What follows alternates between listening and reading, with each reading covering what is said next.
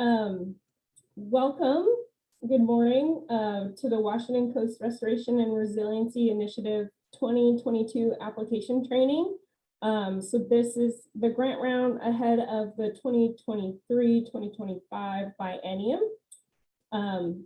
We're going to be recording this and posting it on the WCRRI webpage for you to view later, or if folks can't attend, then they can go back to it later. My name's Alyssa Farrell. I am the program lead for WCRRI at the Recreation and Conservation Office. And I have Alice on the chat monitoring questions, but we can take them kind of at natural breaks in the workshop or at the end. So you can type them in the chat. We'll be kind of going over the program, the grant schedule, eligible activities and costs, and then I'll go through the application process in Prism, and then provide a little bit of information at the end for projects that do get funded, things that are worthwhile knowing beforehand. So first wanted to talk about the partners that we have with the Recreation Conservation Office for managing WCRRI. The Coast Salmon Partnership has folks that help us manage the program administratively, also serve as members on the steering committee, in addition to representatives with the Nature Conservancy, the Wild Salmon Center, and we also have a representative from the Washington Sea Grant that kind of help be our decision-making body for the program. These projects basically cover the coast areas, so the Coast Salmon Partnership region, as well as the Marine Resources Committee. Anything that basically drains on the outer coast, watershed-wise, is the project area of coverage. The main mission is to protect and restore ecosystems of the Washington coast while promoting the resilience of coastal communities through job creation and hazard reduction. It began as a local effort supported by the Nature Conservancy. It was first given funding by the legislature in 2015. It was originally locally vetted projects that were kind of picked off by funding through the legislature. It's turned into more of a competitive grant program with a review committee. So every biennium, we've been getting about 10 to 12 million. And then in the 2019 and 2021 biennium, resiliency was added to the program for additional eligibility and program initiative. So the overall strategy is to address the highest priority ecological protection and restoration needs.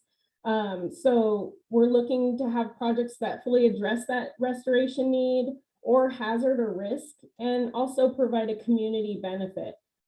We want process-based solutions and have you take protection and restoration actions. We also are looking for projects that communicate that effectiveness to increase resiliency of the ecosystem. A huge focus of this program is to help provide employment opportunities for coastal communities as well. We want job creations, and that's a big scoring criteria as well.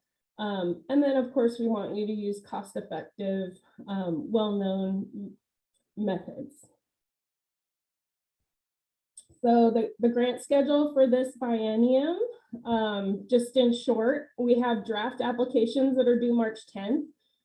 We will be RCO will go through and review them and make sure folks are eligible. We will let you know if you're invited to apply for a full application on March 28th. Once we have an idea of what's coming in the door on the 10th, we will start scheduling site visits. So there's kind of a broad range of time frame here, but we will get those coordinated. And then final applications will be due on June 9th. And then once the projects are ready to rank, we're going to develop a draft investment plan by August 5th to send to the legislature. to basically request the funding. And then ideally, once the legislature approves their budgets, the funding should start July 1st of 2023. So that's essentially when the money turns green and projects can start. So program eligibility, eligible applicants include federal, state, and local agencies, local governments, Native American tribes, public or private corporations, nonprofits, quasi-governmental entities, so things like your fisheries enhancement groups, conservation districts, irrigation districts, things like that. We do have a funding cap of $2 million per project. We do not require match, but you do get some points if you do have it leveraged in your project budget. So if you are providing match, that must be documented in your billings and part of your scope of work. And then the same kind of rules apply with other eligible costs apply to the match. So the types of projects that we can fund include acquisition, feasibility and design, implementation of those restoration actions, and then innovative techniques. These should all be directed to restore and protect Washington Coast ecosystems, promote resiliency, and create jobs. We strive to have the projects completed within the 2-year biennium.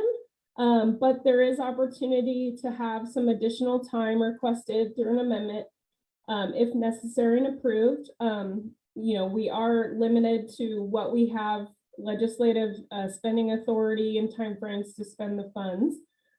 So typically it's 4 years. Some eligible costs. Basically, we only fund things that are within the project time frame, but we can allow some pre-agreement costs.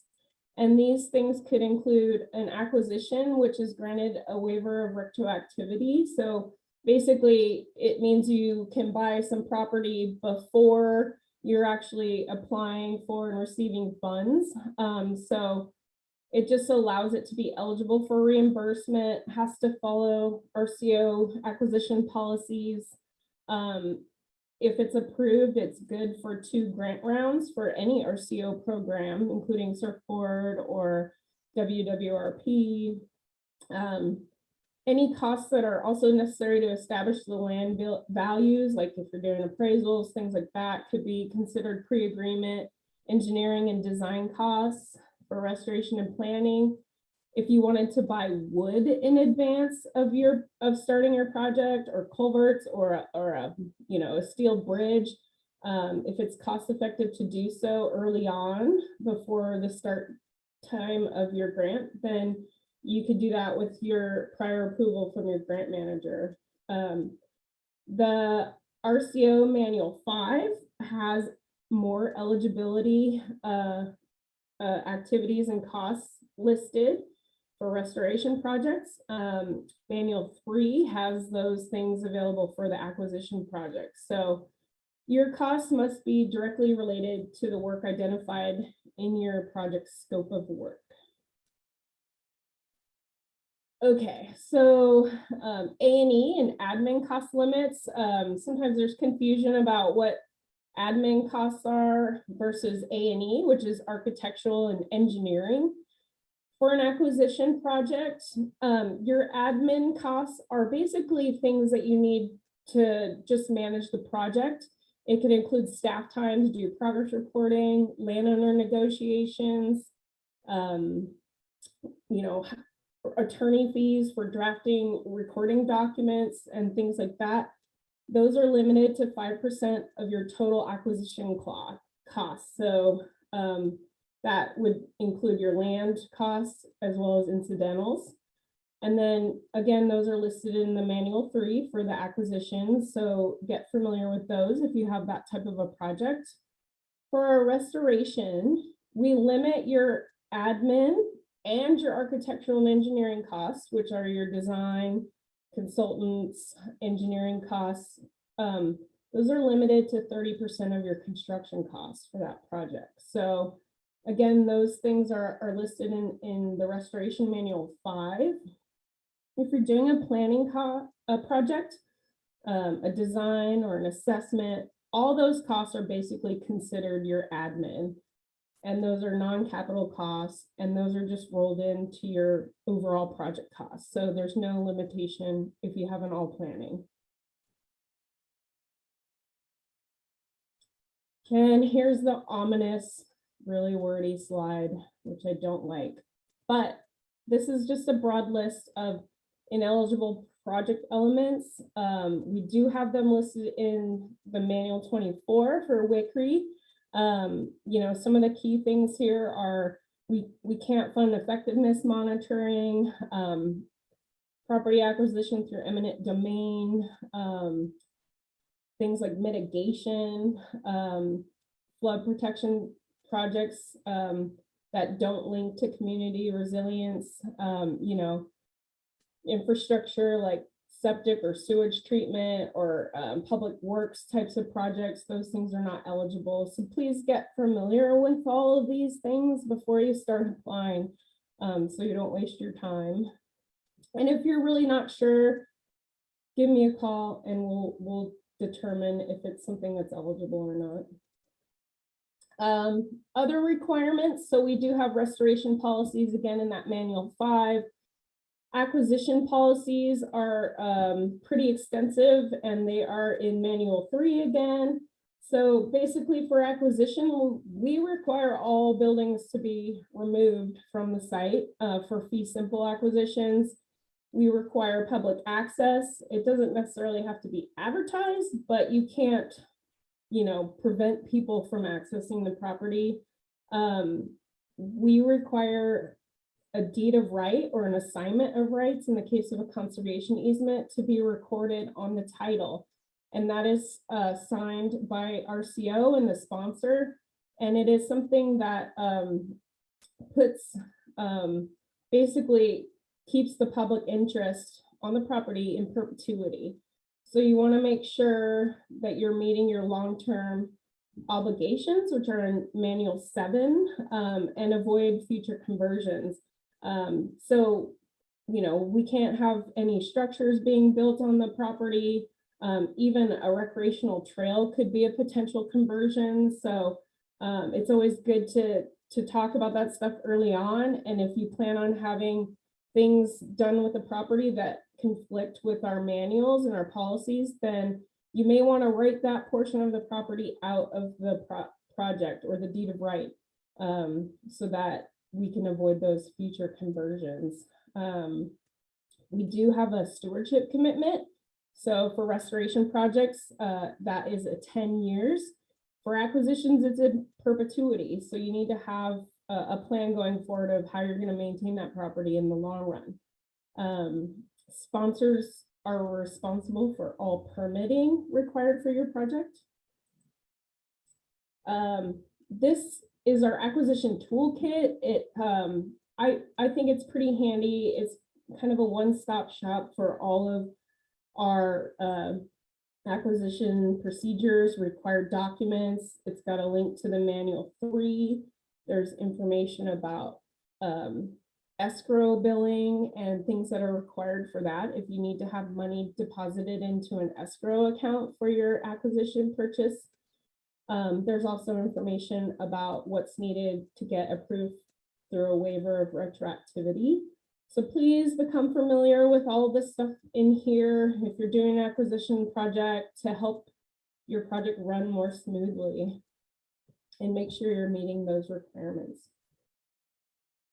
Another requirement is cultural resource consultation. So, and this is required. RCO is responsible if there's no federal or other state nexus. So basically, if your project is on federal land, then, you know, they will take the lead, or if it requires a federal Army Corps permit. If it's state-owned land, then they are typically supposed to be the lead. The outcome of this consultation depends on the risk of the site. So the things that could happen with that review and consultation with the Department of archaeologic and historic preservation, as well as affected tribes. Could be that they ask you to proceed under an inadvertent discovery plan, or they could require you to have an archaeological monitor on site when you're either doing construction or even just geotechnical work for your designs. They could require a cultural resource survey prior to implementing, and this could even happen during a planning phase. So, you know, again, they might have additional requirements once the survey is done and submitted. Please budget for this stuff. If you're going to have to do a survey, you may have to hire a consultant to do that work, and it can be costly. So please budget for that and for potential follow-up actions. Okay, so now we're getting into the types of projects that are eligible. Planning projects. Basically, here's a list of types of eligible projects. You know, feasibility scoping studies, fish passage, barrier inventories, landowner willingness surveys, designs, preliminary and final designs for projects. If you're doing an assessment that's not going to lead to a design, you want to make sure that they're necessary, that work is necessary precursors to implementing projects.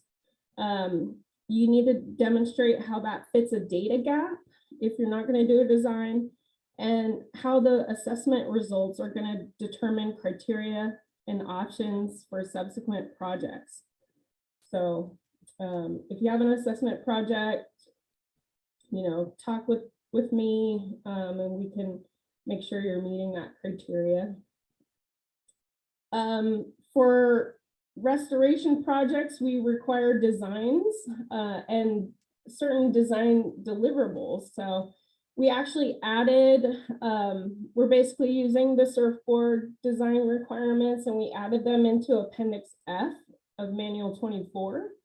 And so here's kind of a quick list of the required documents. We don't do the, you know, percentage designations on the types of levels of design. We go by conceptual, preliminary, and final. And so, you know, when you're hiring consultants to do this work, you want to make sure that they are developing their products to meet these requirements.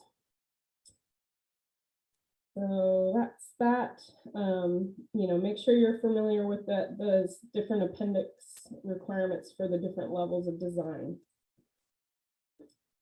Restoration activities. So, I mean, this could include invasive species treatments, culvert replacements, fish passage, riparian planting, in-stream restoration. It could be prairie restoration, things like that. Basically anything to improve the natural habitat functionality and our resiliency. We want you to use accepted techniques. If you are applying for any restoration funds at $250,000 or more in grant, you have to have preliminary designs by your final application deadline. So if you're doing restoration, make sure you're meeting those applicable design requirements from the manual. Okay, take a little break here. Is there any questions that we can answer to the group? Hi, Alyssa. There were a couple of good questions, so I wanted to repeat them for the recording. Okay. One question was, are we going to be in person for site visits yet? And it's my understanding that we haven't determined that, correct? Correct. Okay.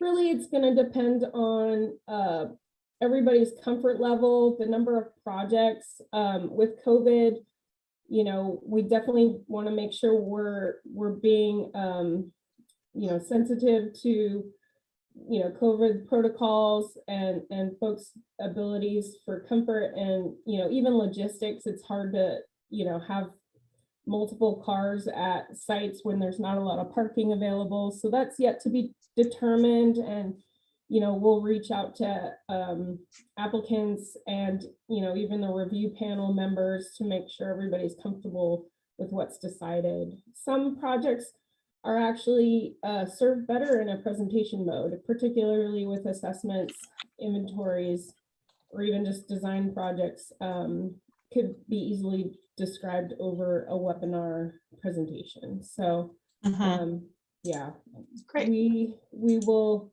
have discussions about that. And the other question is, are water right permitting efforts eligible for pre-agreement costs? And even though I'm not familiar with all the water rights process, if it's a permit cost, we do allow that, or that does qualify as an eligible pre-agreement cost. Okay, yes. And we can fund water right acquisitions as well. So. Yes, if you have a water right acquisition project that actually falls under a restoration project type, I have learned recently. So if you're doing that, make sure your project is restoration. And one more question, and I actually don't know if we know the answer to this, so we might have to follow up. Okay. If the Department of Revenue's B&O tax legislation for exempting salmon recovery projects in that definition applies to WCRRI. And I'm not sure, do you know, Alyssa? No, I don't. Okay. Yeah, we should follow up with Mark Duboisky and see if there's been any additional work on that front. Yeah, I haven't heard anything lately, so we can follow up on that. Yeah, so Jill, we'll look into that, and thank you for that question. We'll follow up with you. That's it. Okay, cool. Well, then I will. For now. Well, yes, we'll have plenty of time for more questions coming up. So I'll get into the application process. So some new stuff for 2022, we basically added all of the proposal questions that used to be in a Word document and all the specific supplemental project specific types of questions like fish barrier. Those are all added into Prism now. So it's similar to what we did with the surfboard application. They're right inside of the Prism application itself. You don't have to attach a proposal document anymore. The evaluation criteria was updated a bit. The technical review comment and sponsor response form. So we're basically, when the technical review panel provides written comments, it'll be on a separate kind of attachment form. And then when you respond to those will be attached in Prism. Last year, we implemented a cultural resource mapping tool within the Prism application to be able to map your area of potential effect. So that's in there now for WCRRI as well. They did some revamping of the match fields within Prism. So those are now on the cost summary page, which I'll go over this stuff in a few.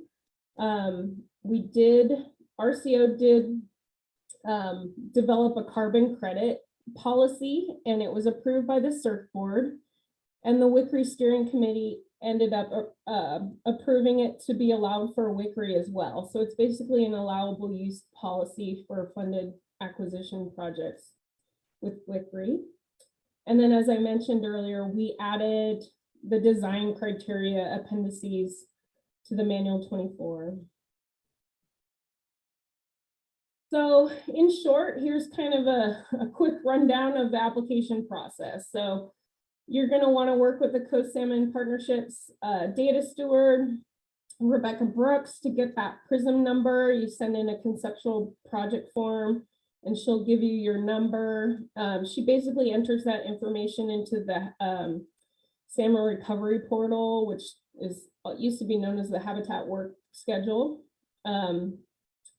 Then you're going to start working on your application. In Prism, we will set up site visits with the technical review panel, and then they'll provide comments back to you. You have an opportunity to fix up your application, fill out everything else that's needed, and then submit it. And then the rating and ranking will happen. And then we'll put together the ranked list as an investment plan for the capital budget request. And then the legislature will determine what they do and give us money, hopefully lots of it. So this is basically a little snapshot of our WCRRI webpage. It's linked here. This is what you're going to go to for all your forms. There's the manual 24 is linked in there. There's application checklists, there's reference documents. So all those other manuals that I was referring to for acquisitions and restoration manuals, the long-term obligation requirements, manual 8 for reimbursements is all here as well. So it's a good website to bookmark. So basically the application review, when your application comes in, the RCO grant managers are going to review it for eligibility and completeness. And then the technical review folks are going to look at it too. So they go through a peer-reviewed ranking and scoring process using that criteria in Appendix A. And then we're also going to use, Prism has an evaluation module set up in there. So we're going to use that for the first time this year in Prism, but that's not something you guys will need to deal with. But just know that there's a scoring setup in the system for that. So the draft application materials, this is what's due on March 10th. We want you to fill out the project details, proposal questions, metrics, and costs within the Prism application, and upload maps. So like your locations, your restoration site plans, parcel maps if you're doing an acquisition, the designs if you have them available. For fish passage, we want you to have your barrier evaluation and correction analysis forms. We want you to upload a couple photographs of your project's area. And then you'll want to have a draft cost estimate. And we do have a template available. And all those things, asterisks, are the required attachments. We're not submitting apps at this time, so you can keep them in that pre-application status, but you want to make sure you have all this stuff in there to be able to be able to move on for final app. And again, these checklists are available on that WCRRI website. Site visits and comments, so they'll be scheduled after March 10th. So like I said, they're gonna either be on site or remote virtual presentations via webinar.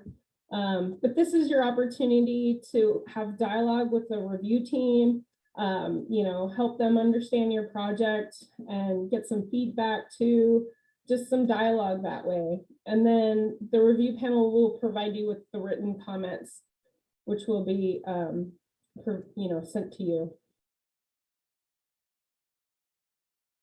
Final application materials. So this is for the June 9th. You're going to want to submit the app.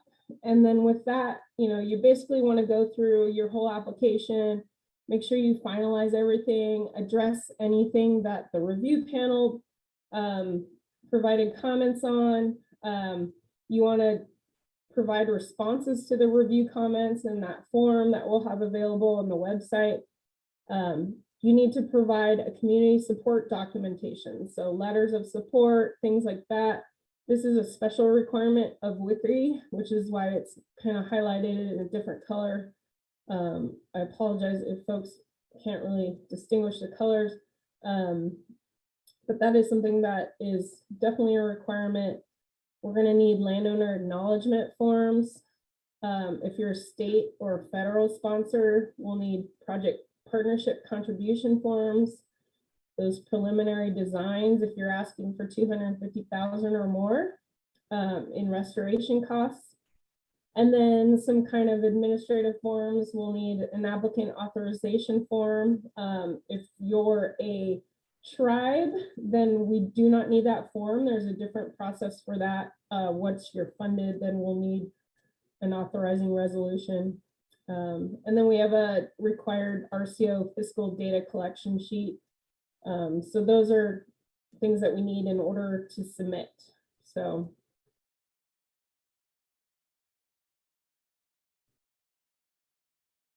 Okay, I see a question in the chat. So is the community support documentation just the letters of support? Yes, that is what that is. Okay, so using Prism to apply online, we have a link here which provides the login. It also provides, if you're new to Prism and you don't have an account yet, then there's links on there to set up an account. Basically, there's different web browsers that you can use. Prism is no longer supported on Internet Explorer, so you're going to want to use either Microsoft Edge, Google Chrome, Firefox, or Safari if you have Apple products to utilize Prism online.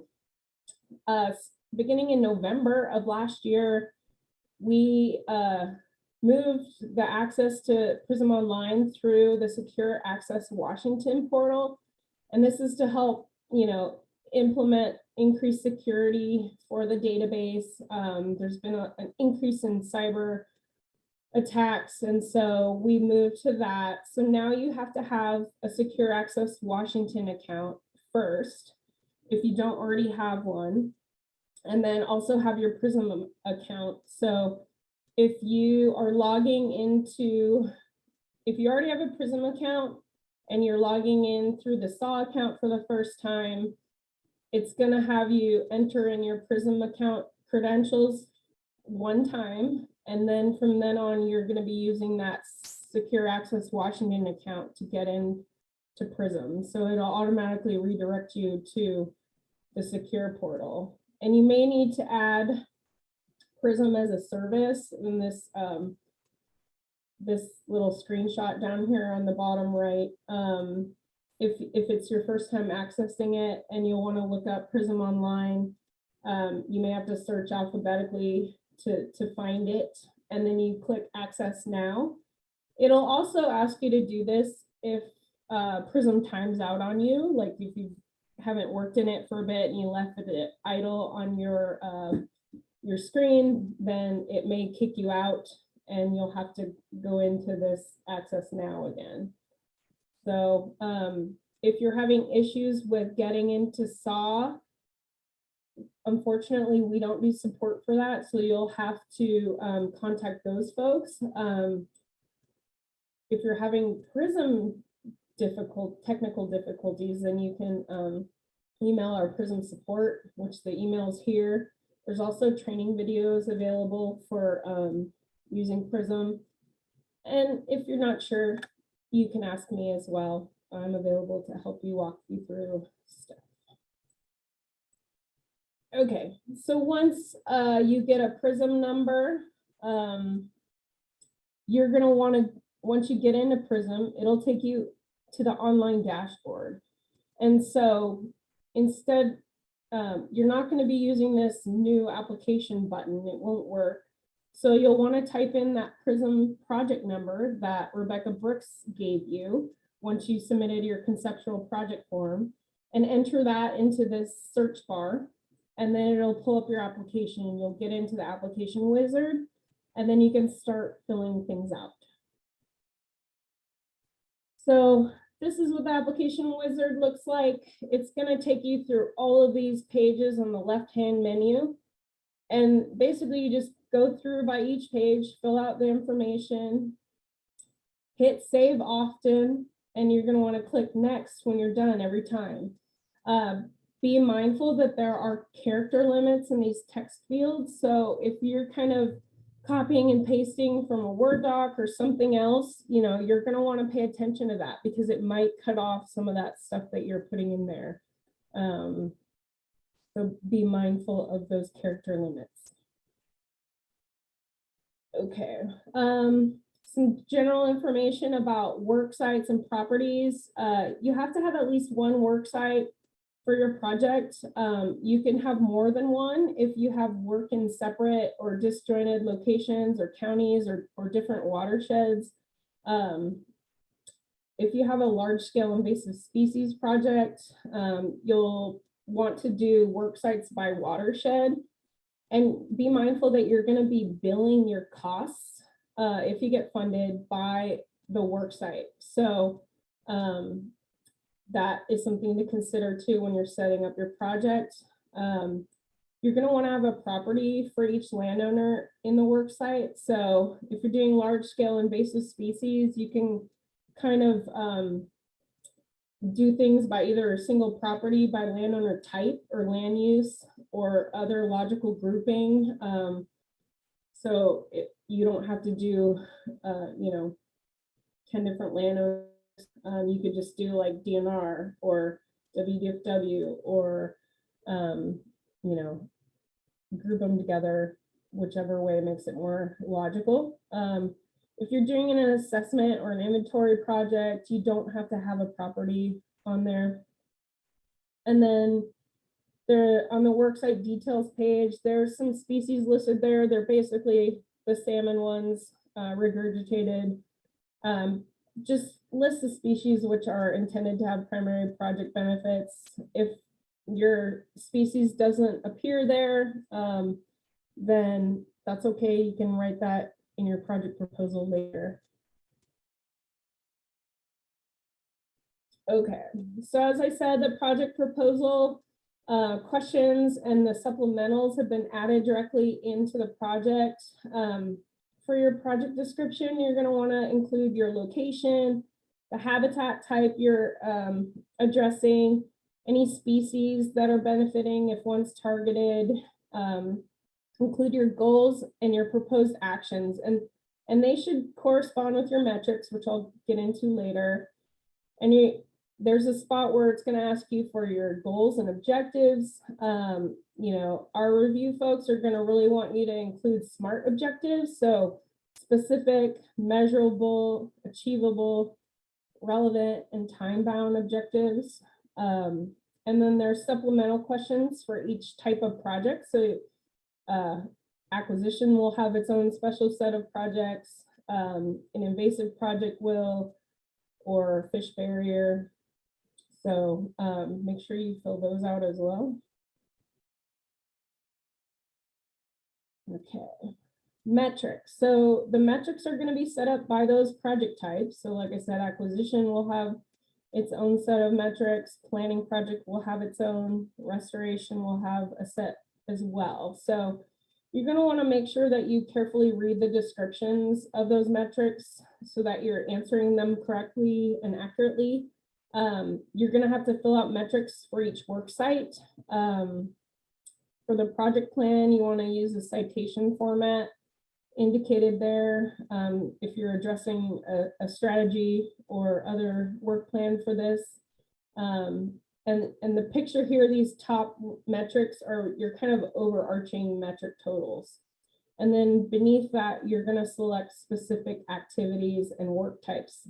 And you want to select all of them that apply for each work site. And then for each of those activities and work types that you're selecting, you're going to enter metrics. So, how many in-stream structures am I going to put in, miles of stream treated and things like that, they're going to ask you. And then you have to put cost estimates with those as well. And those are supposed to be your total cost. So grant plus any match that you might be providing. Alyssa, before you move on, I just want to say, don't select the best metric to represent your action. Don't select multiple metrics for a single action. So we don't want to be double counting an action. So I just wanted to make that clarification. Yeah. So this is kind of a screenshot of a riparian habitat project. So, there's there's different boxes, and each one has a drop down that'll ask you for more information, like those actual numeric metrics, and then cost estimates to go with each. For design projects, which will be a planning project, you want to select the highest level of design that you're going to be achieving as that metric. Barrier projects, if you have a downstream barrier, you're going to want to report 0 miles gained. And, you know, as Alice mentioned, be accurate, you know, select all the work types and activities that you're going to be doing, but don't overcommit or double count. You know, like I said, you kind of have overarching things, and then everything underneath it should add up to the overarching amount. If you have indirect costs that you are going to want to be billing, you want to add those just to worksite number 1 only. You can only have it under 1 worksite. And, you know, these metrics are important. If you're not sure which ones to select for your project, let's talk it over and make sure you're getting the right ones, because they are important. We do track these. You know, this is stuff that's queryable in the database, and we use to, you know, demonstrate what we're accomplishing with the program. So they're important. All right. Okay, so next part of the application is the rest or cost estimates, which are basically a roll-up of all those costs that you entered in on the metrics page. So if something looks weird here, like, oh, that's not what I meant to have as a total for that thing, then you're going to have to go back to the metrics page and adjust those metrics there. So again, all these costs should be your total, like your grant plus any match that you're going to provide. The system is going to automatically round your costs to the nearest dollar.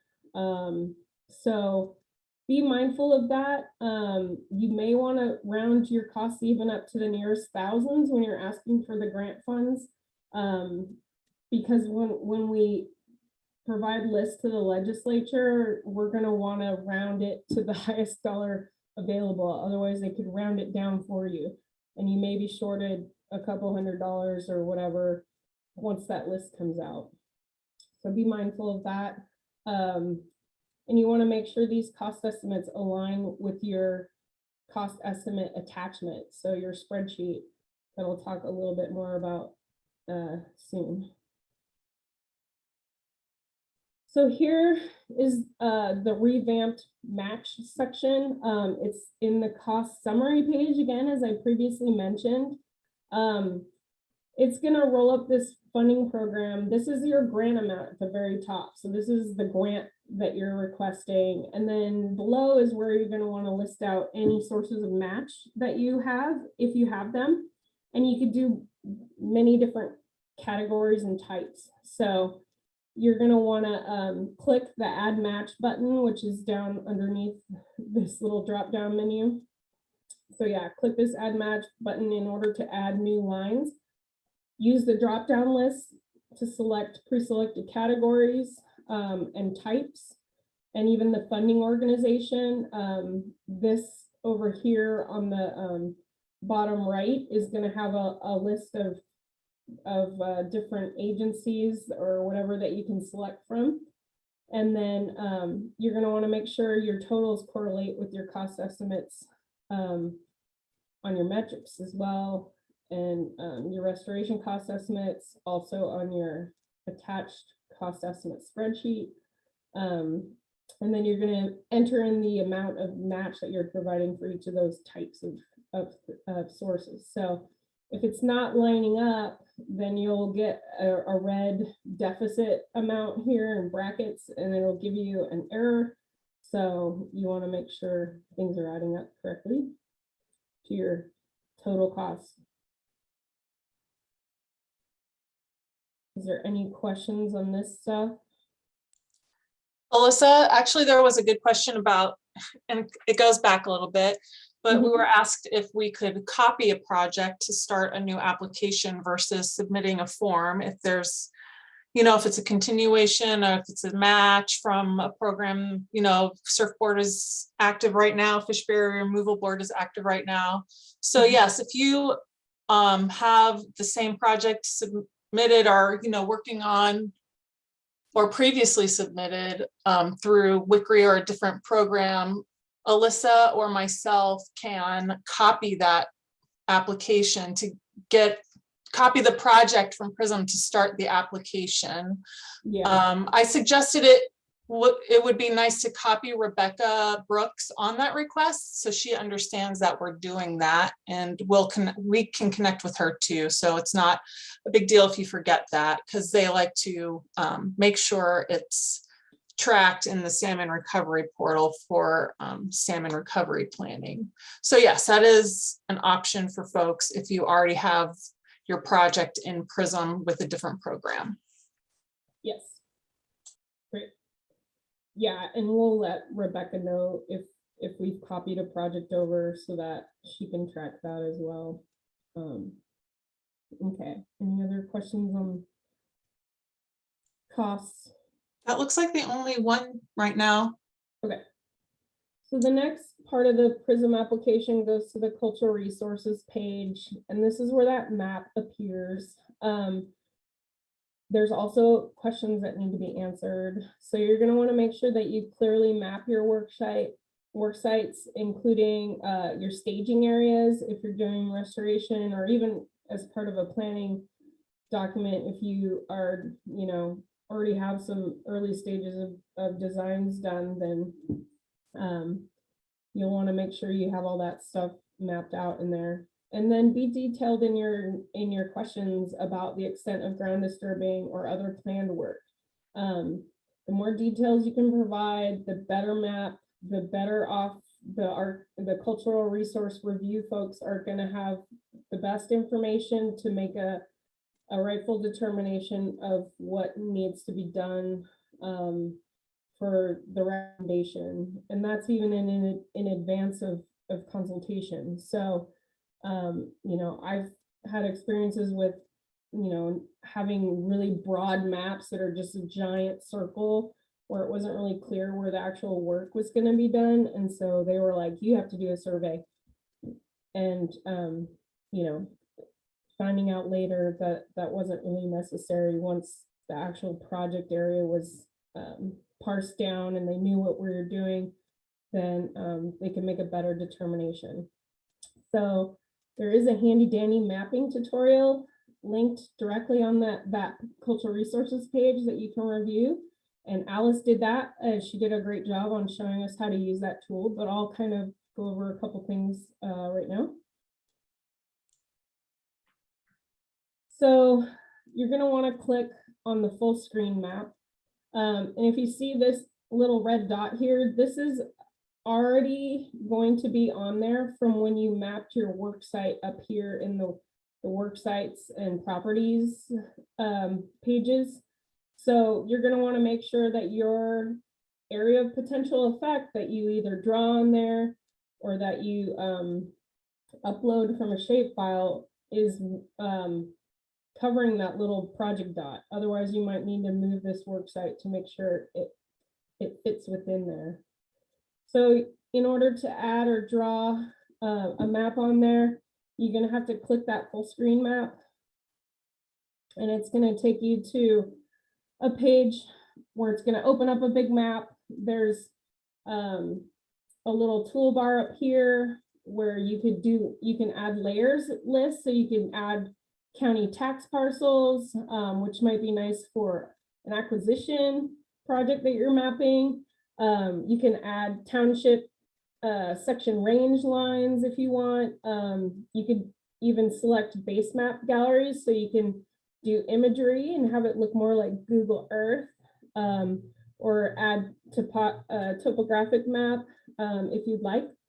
But in order to actually draw your map or upload a shapefile, you're going to want to click this little pencil looking icon, and that's going to pop up this window to edit the map. So there's two options. You select draw on the map or upload a shapefile. If you select draw on the map, it's going to pull up this window here on the right. and you can draw your own shape, which is this middle one. You could have it just do a polygon, or you could do a circle. I recommend either the first two, just to make sure that it's more accurate with your site. Again, there's danger in doing a big circle where it might not accurately reflect your full project site. And so again, the better mapping you have, the better understanding they're going to have of what you're doing and what the recommendations should be. If you click the upload shapefile button, that's just going to be like any other thing where you're basically uploading an attachment. So that's handy too, particularly for large project areas like an invasive treatment. It's easier to do your shape files that way and have your project map in that respect. So, okay, any questions on that? There was a question about, so sorry, I think everybody's processing, so the questions go back a section. That's fine. There was a question about, for barrier projects, if they have design documents, if they need to also include a CAF. And I said, if they're, a CAF is really gives us an idea of what alternatives that you considered for replacement. So if your design documents include alternatives analysis, that we can accept that in lieu of a CAF. Oh yeah, yep. Because if you have your basis of design report, that covers that, alternative selection. Yeah, and that suffices for sure. A couple of folks have asked about match eligibility, which is kind of is a good segue for this slide. Surfboard is eligible to match WCRRI and vice versa. Really the only restriction is that you can't use a different WCRRI project to match the one you're applying for. And also we don't allow for forest family fish practices. I know I messed that up. Forest fish, family forest fish practice. Triple F double P, excuse me. If you have a triple F double P project, though we do not allow those funds as match either. Yeah. Sorry about the tongue twister today. Again, you're not required to have match, but you can leverage some extra points if you have some to provide. Okay. So now I'm going to talk a bit about some required attachments. The cost estimate, we have a spreadsheet already available in a template form. We use it for Salmon Recovery Funding Board projects as well. It's very handy. It has different tabs for the different project types. So there's an acquisition tab. So it kind of already has some pre-filled categories of costs that you'll want to include. So you want to have it detailed. Don't cut yourself short. You want to make sure that this cost estimate demonstrates that what it takes to get your project done. You're going to want to align these costs with what you put in your Prism costs as well, your metrics. If you're doing contingency, it should not be a separate line item. It should be rolled into those cost categories. So certainly okay to add contingency, just don't make it a separate line item. And then make sure your totals add up.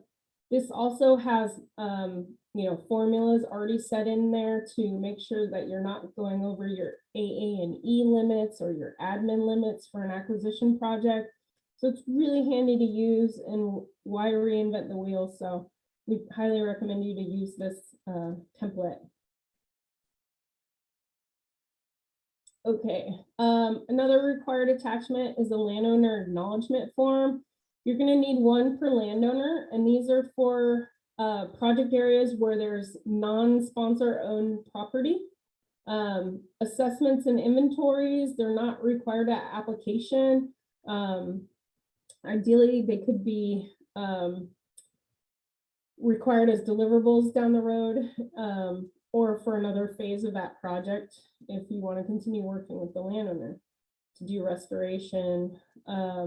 reach scale acquisitions, we really only need to have landowner acknowledgement forms from those priority parcels that you plan to, you know, acquire first. So that is that. It's really a basic form. It's not legally binding. It basically just says, you know, Mr. Jones knows that you're applying for funding to do work on their property. So just want to know that they're aware of it and that you're applying for funds to do the work, but it doesn't bind them to actually do the work. That comes later, the landowner agreement. Another required attachment, authorization form. This is basically just so that your governing board is aware of the project application. It says who's eligible to sign an agreement or an amendment. So it's basically, the form is kind of a resolution. So it has certain things in there. You can have multiple projects. So this round, if you're applying for WCRRI and Surfboard, you can have both of those projects listed on there, and the project numbers. This is not something that we ask for from our tribal sponsors. Again, that is something that we work out later and get an authorizing resolution at the time of agreement signature if you get funded. And so for our tribal sponsors, I will attach kind of a dummy placeholder document so that you don't get errors when you go to submit your final application for that document. So when you're ready to submit your final application by the June 9th deadline, you're going to want to, like I said, update all your project forms, update your proposal questions, address the review comments, and you're going to want to check your application for errors. Anything that has a little red exclamation mark by it in the menu has a problem. So if you go to that page, it'll say at the top in red what's wrong with it. And you want to make sure you have all green check marks before it'll let you submit. You'll also want to click this certify button, and then this submit application button will activate and you can submit it. So it's another key point is to make sure that you don't wait to the last minute to do this, because if you run into any errors that you're not quite sure how to fix and it's midnight and I'm not working or Alice isn't working at midnight, then you know, you may not be able to get your application submitted on time. So be mindful of that. Okay, quick tips.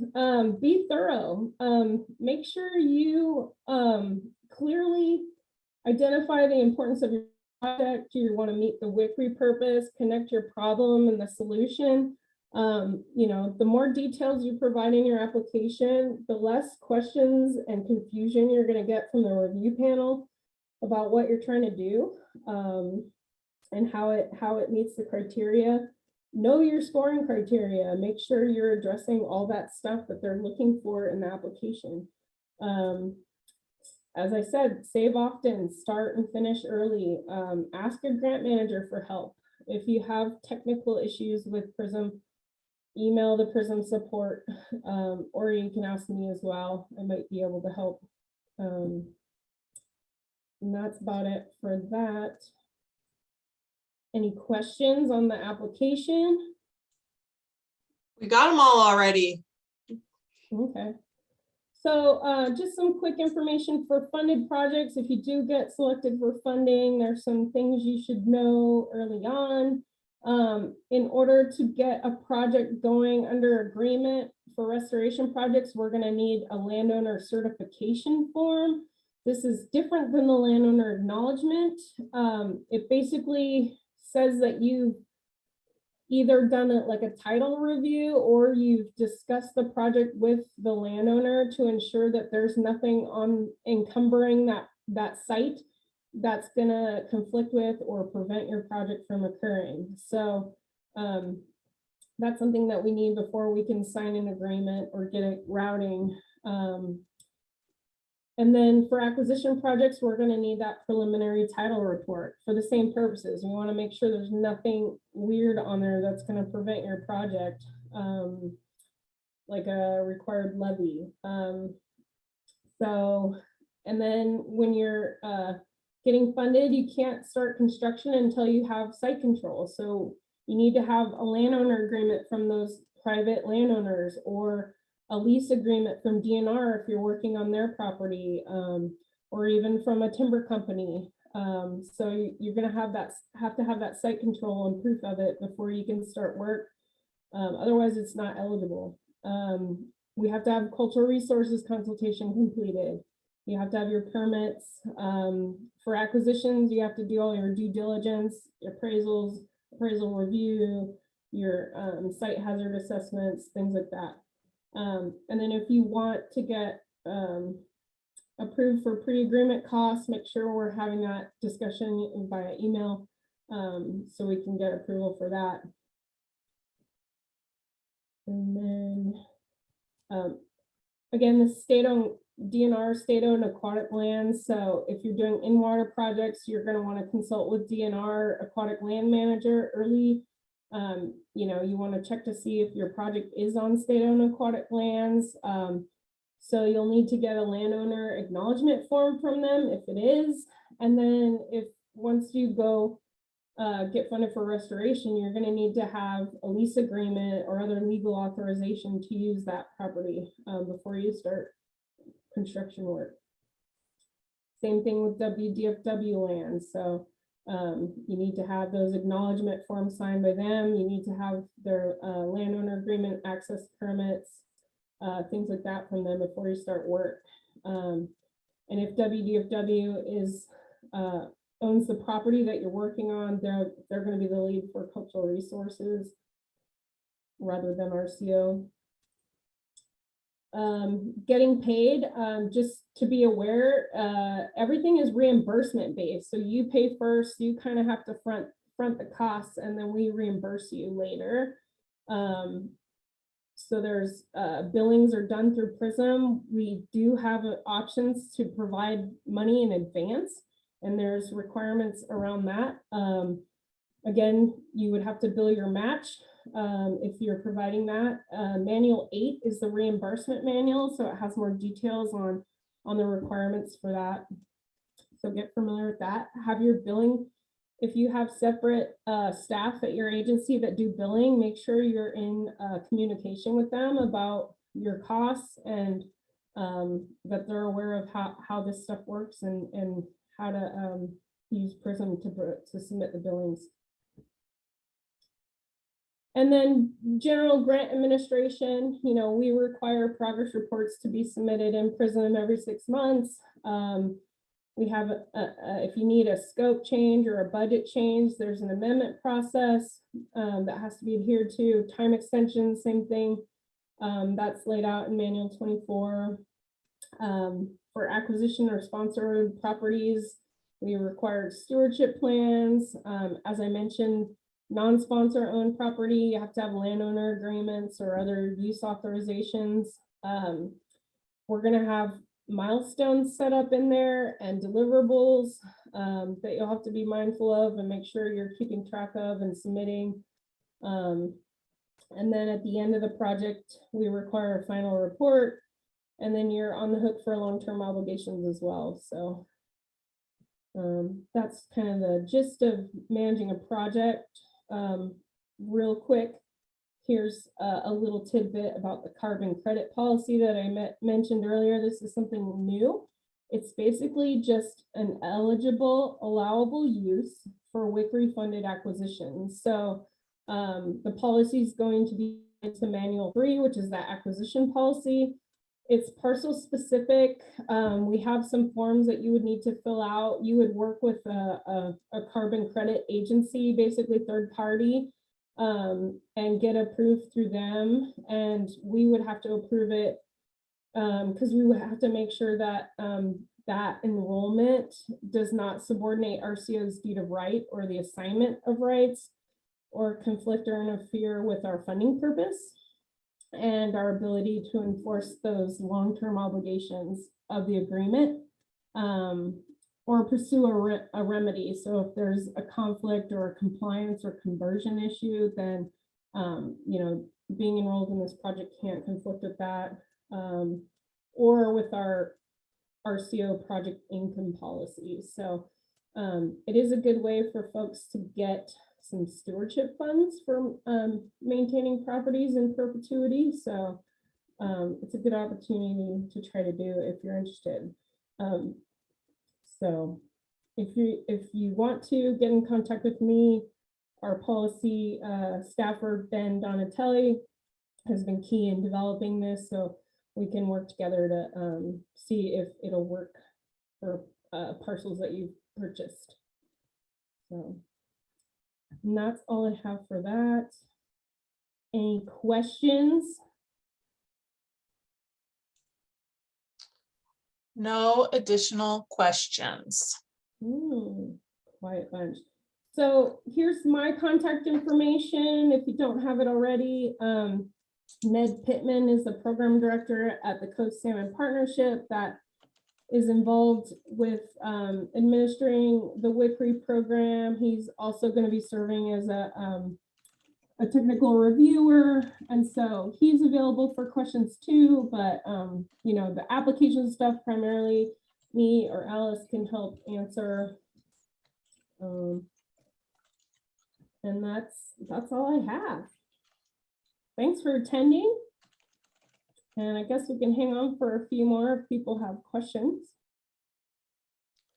I just put a link to the website. I've been putting the links in as you've gotten to some of them throughout the presentation, but for some folks who came in late, I just put a link to the RCO WCRRI webpage, which has all the materials and should get you to all the pages that Alyssa reviewed and all the other manuals, like the acquisition manual and the restoration manual as well.